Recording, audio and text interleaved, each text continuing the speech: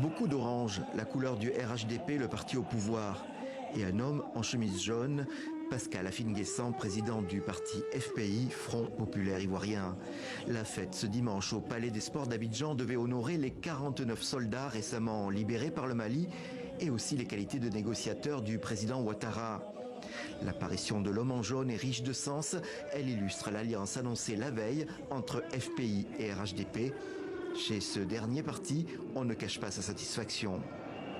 Lorsqu'on sait que Afine-Guessant avait pris position contre le RHDP en 2020 au sein d'une coalition qui avait donc lancé une désobéissance civile dont lui-même était porte-parole, bon, quand on sort de là et qu'au bout de 2 ans, il est convaincu par le fait qu'il y a une gouvernance donc, solide et qu'il y a un projet social donc, soutenable.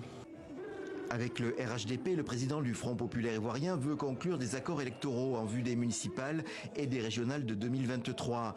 Un changement de position que défendent les cadres du parti. Le retournement des vestes, j'ai dit non. J'ai dit non. Le président Pascal Afine-Guessant est toujours resté droit dans ses bottes.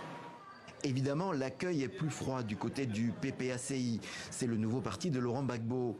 L'ancien président est le fondateur du Front Populaire Ivoirien, mais à son retour en Côte d'Ivoire, Pascal Afine-Guessant a refusé de s'effacer. Il a donc créé ce nouveau mouvement, emmenant avec lui une bonne partie des militants.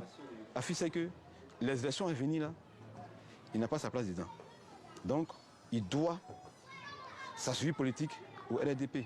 Sinon, comment on peut comprendre qu'un parti de l'opposition puisse aller s'allier au parti et au régime? Étonnant sur le fond, ce rapprochement était pourtant attendu depuis plusieurs mois à Abidjan, où depuis le retour de Laurent Gbagbo et Charles Blé Goudé, la scène politique semble en pleine réorganisation.